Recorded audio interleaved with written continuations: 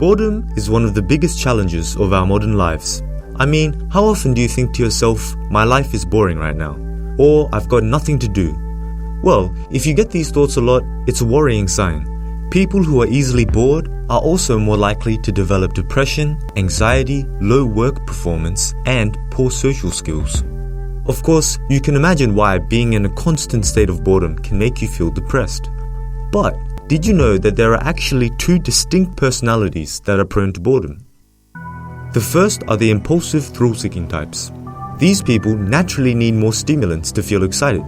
So, while we might only require a normal roller coaster ride, they'll search for the fastest roller coaster to feel the same rush of adrenaline. Hence, the average day to them is a little bit more boring.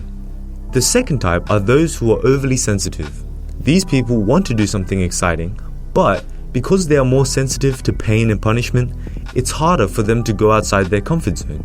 This leads to a general withdrawal from the world, leaving them with nothing to do. Now, this is all sort of depressing, but boredom can be a good thing as well. Think about it this way. Over the millions of years, evolution has been incredibly efficient at stomping out unwanted traits.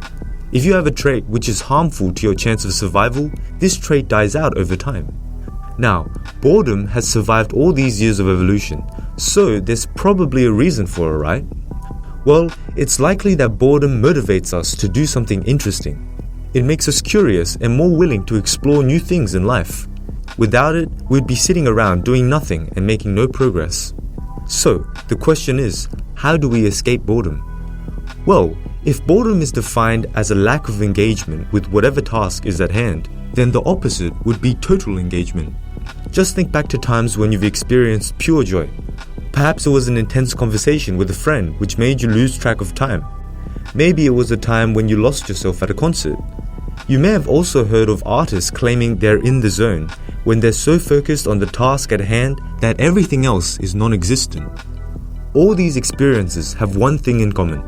They're so engaging that you lose yourself in it.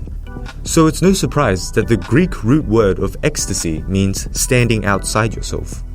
Psychologists have labeled this experience flow. To understand it, take a look at this graph. On the x-axis, you have how skilled you are at the particular task. On the y-axis, you have the perceived difficulty of that task. As you can see, you are most likely to achieve flow when you're doing something that's challenging but also achievable with your skill level. If it's too challenging for your skill set, you'll become anxious and won't enjoy yourself. On the other hand, if it's too easy for you, you'll find yourself bored again because you're not 100% engaged in the activity. So you need to find a balance. Now, as you can see, there are a couple of emotions in between, but the worst would be apathy. This is where we go wrong, because when we're bored, we resort to passive activities like browsing the internet to pass time.